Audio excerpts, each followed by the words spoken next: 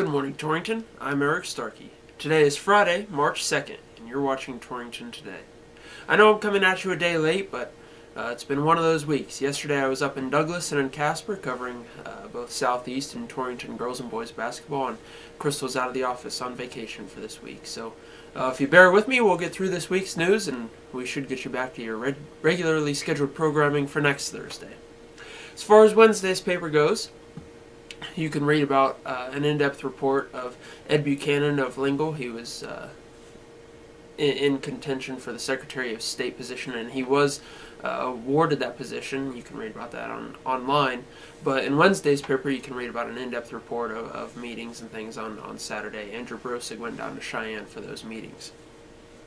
You can also read about Mo Asbury. She retired from Farmers Insurance after 3 decades there, so you can take a look at her story in Wednesday's paper.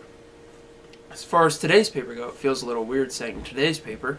In the main section, you can read about a cyclist from here in Torrington who's a student at UW, but he is going to be cycling 4,000 miles. I believe it's from Baltimore to Seattle, if I'm not mistaken, to raise money for college-age students with medical concerns. So you could read about that in today's paper. Also in today's paper, like I said, bear with me, I'm flying this one solo. So also in today's paper, you can read about Carolyn Lewis in our first of a series of Women in History Month. She went from losing a farm and land to now she owns 2 different businesses in Lingle. So you can read about her story in today's paper as well. As far as sports go, it's a busy time, let me tell you what. I've been in Casper twice in the past week, all for good things, which I'm not complaining about for sure. It's I consider myself lucky to be able to go and cover local teams at state tournaments and things like that. So on Wednesday's paper, you can read all about the state wrestling tournament. All 3 high schools were up in Casper last weekend for the state wrestling tournament. 11 placers came home. 11 Goshen County wrestlers came home with medals, including 3 silver medals. Torrington's Jacob Wombolt and Tristan Kingsley, and Southeast Hunter Woodruff all finished second in their respective weight classes.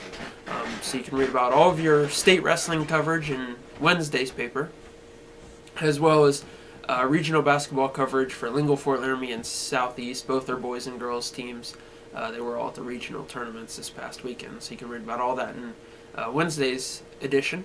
In today's edition, you can read about Matt Bullington, the Southeast wrestling coach. He has decided to step aside. He said it was time to make a decision between wrestling, time for the wrestling program down at Southeast, and time for his family, and he decided to take more time for his family. So you can read about that in today's paper. You can also read about previews for Southeast girls and boys.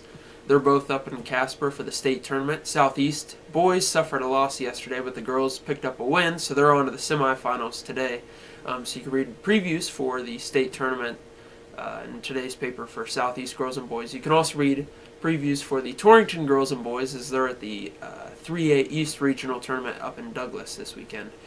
Speaking of Torrington, both teams suffered losses to Worland yesterday, but the Torrington girls picked up a win over Wheatland this morning, 50-26, and the boys are actually about to tip off here shortly. So be sure to follow along online at torringtontelegram.com, and also on our Facebook page. We'll have be posting recaps of games as they finish up. So like I said, it's that time of the year. As far as this weekend goes, there's still a lot of sporting events happening up in Casper. Southeast girls, like I mentioned, they're in the semifinal for the state tournament, and they will be playing at 6 o'clock today. The boys, I believe, have a noon tip-off. As far as Torrington goes, like I mentioned, the girls played this morning, so they play again tomorrow at 11:30. The boys tip off here shortly, so if they win, they'll advance to play tomorrow. I believe it's at 1. If they do lose this morning, then their season will come to a close. So something to keep your eye on if you want to make the trip to Douglas and catch the Blazers as they're fighting for a spot to make it to the state tournament next weekend. As far as weather goes, if you're making a drive to a state or regional tournament, or if sports aren't your thing and you're just hanging around the county, you're in pretty good shape for the weather this weekend. Today's high is 63. Tomorrow's 63. It's sunny both days.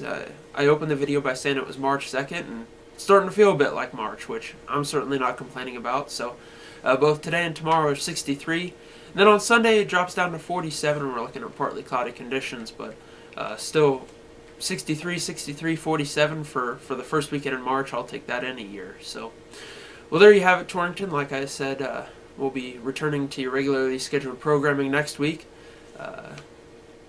We'll see you next week. I'm Eric Starkey, and you've been watching Torrington Today.